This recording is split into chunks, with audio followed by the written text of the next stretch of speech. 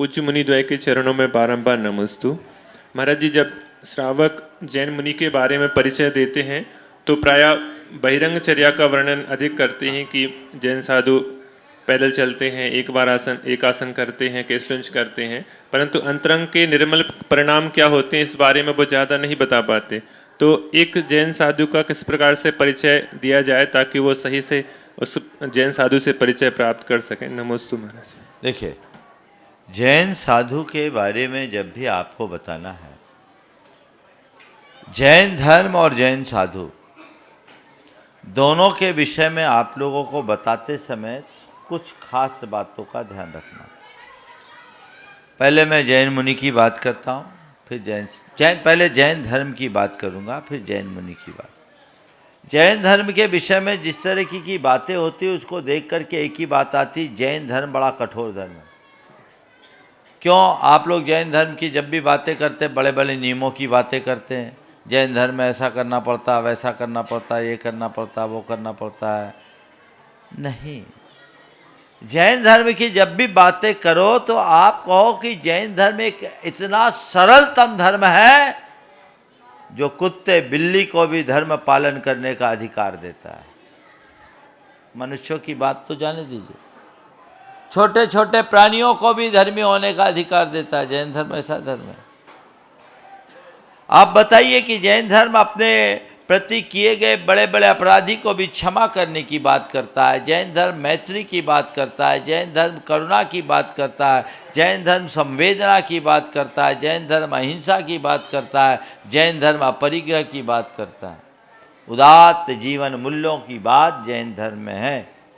हमें जैन धर्म के इन पक्षों को रखना चाहिए। इसी तरह जैन मुनि की जब बात आए तो जैन मुनि की जब कभी भी बात आए तो आप लोग बोलते पैदल चलते हैं, केश लोच करते हैं, सर्दी गर्मी में ऐसी निरावरण दिगंबर रहते हैं। निश्चित इन सब क्रियाओं को देखकर लोगों को लगता है कि जैन मुनि का धर्म बड़ा कठोर होता है। एक बार एक पत्रकार ने मुझसे ऐसे ही सवाल किया, बोले महाराज जी आपके जीवन तो बड़ा कष्टमय है। सीधा सा सवाल किया, कष्टमय? ऐसे दिसंबर का महीना था, कड़क ठंड थी, हमारा बिहार चल रहा था उत्तर प्रदेश में। उन दिनों में टुंडला से बिहार कर रहा था, और उधर तो अभी देखते हैं जहाँ तो थोड़े बहुत धूप के दर्शन हो जाते, वहाँ तो धूप भी नहीं मिलती। तो कड़ाके की ठंड, बिहार चल रहा था। बोले महाराज आपका जीवन तो बड़ा कष्टमय है, आपका धर्म बड़ा कठोर है। मैंने उससे पूछा, ये बता भाई तुम्हें क्या फील हो रहा है, मेरे सामने बैठकर तुम्हें क्या फील हो रहा है?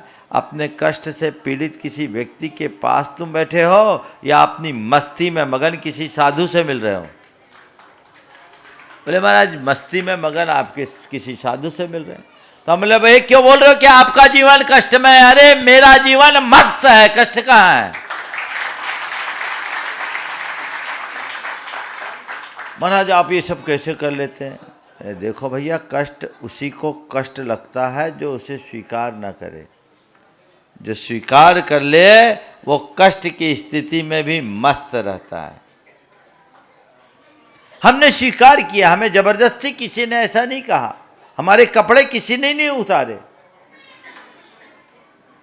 हमें जबरदस्ती किसी ने नहीं कहा कि तुम्हें यहां चलना पड़ेगा। यह हमने स्वीकार किया ना, और इसलिए स्वीकार किया क्योंकि हम प्रकृति के साथ जीने में आनंद खोजते हैं। तो हम वो जी रहे हैं, वैसा आनंद ले रहे हैं, इसका आनंद हमें अनुभव में भी आ रहा है, हम उसी मस्ती में जी रहे हैं, इसलिए हमें कष्ट नहीं है। तो दिगंबर साधु की जब आप परिचर्या, उनकी चर्या के बारे में किसी को परिचय दो तो उनकी बाहरी क्रियाओं के साथ उनके अंतरंग तप को बोलो। दिगंबर साधु जो अपने शत्रु को भी माफ करते हैं, प्राण घातक हमला करने वाले को भी क्षमा कर देते हैं, जो अहिंसा का सूक्ष्म रीति से पालन करते हैं, जो अपने मन में किसी के प्रति द्वेष और दुर्भाव नहीं रखते हैं, जो विषय वासनाओं से पूरी तरह मुक्त रहते हैं, जिनके हृदय में हरिमित्र महल मशान कंचन कांच निंदन थुतिकरण अर्घावतारण असी प्रहारण में सदा क्षमता धरण की उक्ति चरितार्थ होती है। जो क्षमा की मूर्ति है, जो दया की मूर्ति है, जो क्षमता की मूर्ति हैं, जो अहिंसा की प्रतिमूर्ति हैं, वे दिगंबर मुनि कहलाते हैं। लोक में दुर्लभ। उन्हें बताओ दिगंबर मुनि कैसा होता है। चारित्र चक्रवर्ती शांति सागर जी महाराज के ऊपर राजा खेड़ा में एक व्यक्ति के निर्देशन में एक वर्ग विशेष ने प्राण घातक हमला करने की योजना बनाई। ये तो गनीमत है कि शांति सागर जी महाराज को कुछ आभास हो गया, उनने संघ को भीतर ही रहने का आदेश दिया, नहीं तो रात में वो कत्ले आम करने की योजना थी। लोगों ने लोहा लिया और बाद में उनको पकड़ा गया। वायसराय खुद महाराज के पास आया, उसे सजा देने की बात आई। शांति सागर जी महाराज ने कहा, अगर मेरे तरफ से उसे कुछ करना चाहते हो तो मैं एक ही कहता हूँ, उसे क्षमा कर दो, क्योंकि वो उसी का पात्र है। उसे खुद को ये पता नहीं कि वो क्या कर रहा है।